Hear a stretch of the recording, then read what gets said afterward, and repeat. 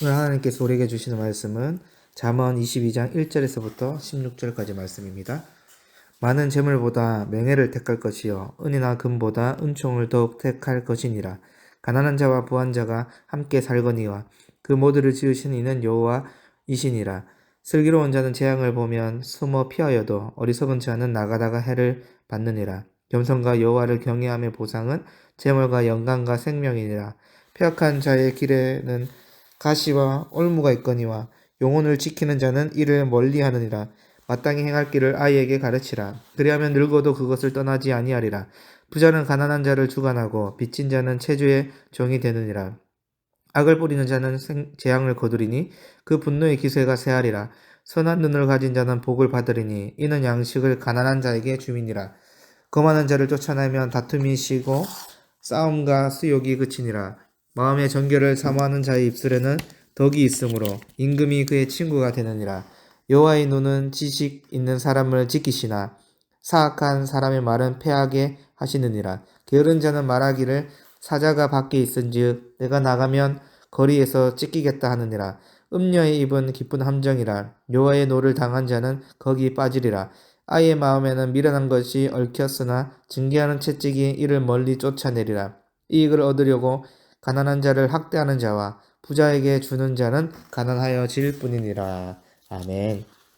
여러분, 잠언서는 비교를 통해 더 좋은 것들을 제시하고 있습니다. 그렇다면 우리는 지식적으로 하나님께서 이것을 더 기뻐하시고 이러한 선택을 좋아하시겠구나를 알 수 있습니다. 그런데 실제로 살아가는 것은 믿음의 영역이지요. 아는 것에서 그치는 것이 아니라 실제로 아는 것을 살아가는 지혜자가 되어야 하는 것입니다.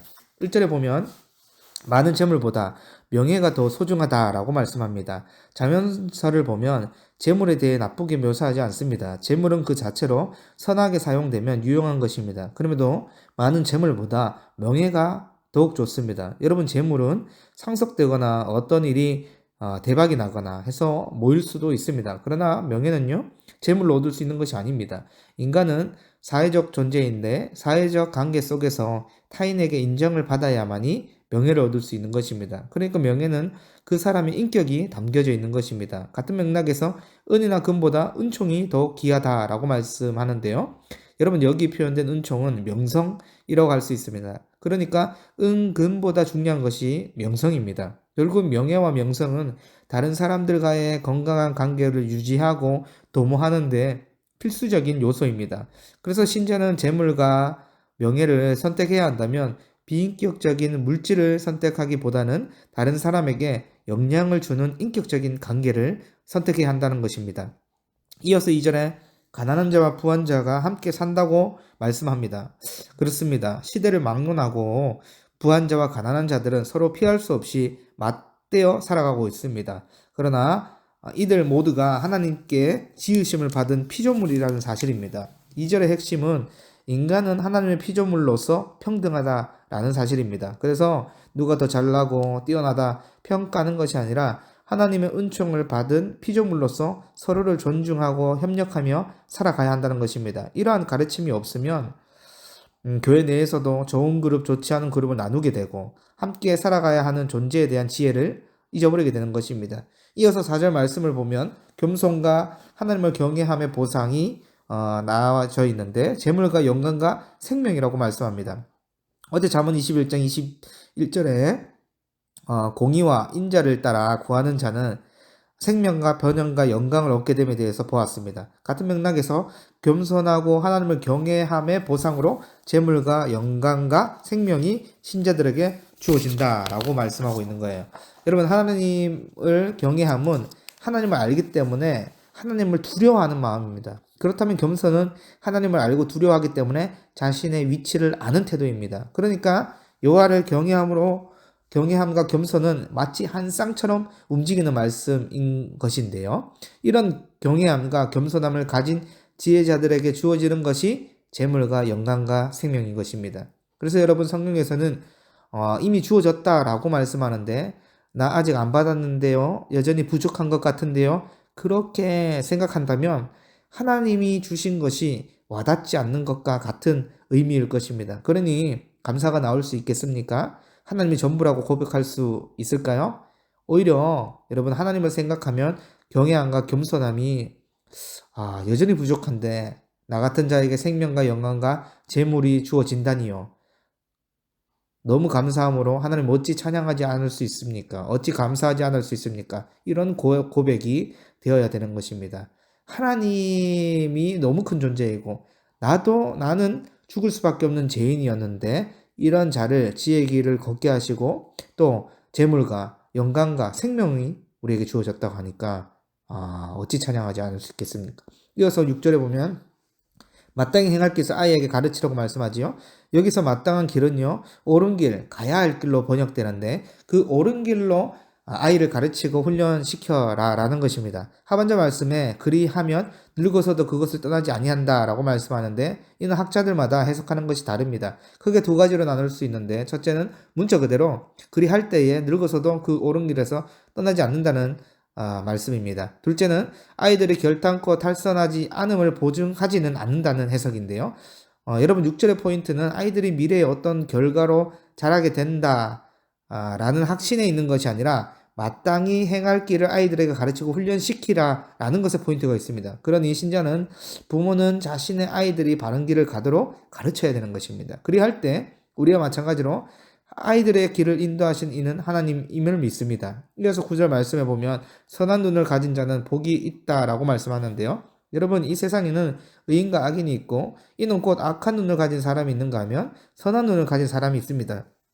그런데 선한 눈을 가진 사람은 공경에 처한 사람을 외면하지 않는다는 것이에요. 어려운 자, 힘든 자, 배고픈 자, 가난한 자, 도움이 필요한 자에게 자신의 필요를 나누어 준다는 것입니다. 이 나눔과 섬김을 하나님은 귀하게 보시고 복을 주신다는 것입니다. 그러니 9절 말씀은 자연스럽게 1절과 연결되는데요. 명예를 얻는 것, 명성을 얻는다는 것은 인격적인 관계 속에서 이루어지는 것이죠. 그런데 명예와 평판은 내가 결정하는 것이 아닙니다. 다른 사람이 그 사람의 인격을 보고 결정하는 것입니다. 그런데 선한 눈으로 나누고 섬기는 자는 복이 주어지게 되고 자연스럽게 명예와 평판이 따라오는 것입니다. 따라서 신자는 선한 삶을 살아가야 하고 재물보다 명예를 택하는 삶이어야 합니다. 이어서 10절은 강력한 명령의 권고를 담고 있는데요. 거만한 자를 추방하라는 것입니다. 거만한 자는 곧 교만한 자를 의미할 수 있는데 남들을 비웃고 조롱하는 자입니다. 이런 자들은 거만하기 때문에 어떤 자리든지 다툼이 일어나고 분란을 일으킵니다. 그러니 이런 자들을 멀리하고 쫓아내라는 것입니다. 그러니 신자는요, 거만함과 교만을 멀리해야 하고 이 거만한 모습은 지체에게 상처를 주고 다툼을 일으킨다는 사실을 기억해야 합니다. 여러분 10절에서 우리는 쫓아내야 할 부류에 대해서 알았습니다. 11절은 그 반대로서 가까이 하면서 지내야 할 사람들을 제시하고 있는데요. 그가 누구입니까? 마음의 정결을 사모하는 자, 입술에 덕이 있는 사람입니다.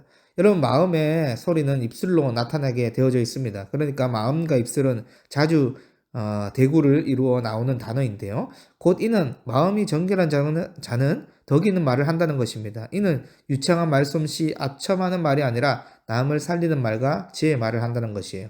이러한 마음에 거룩한 자, 입술로 남을 살리는 자는 왕이 항상 근처에 두는 친구로 삼는다는 것이에요. 여러분 그런데 생각해보면 만왕의 왕이 하나님이지 않습니까?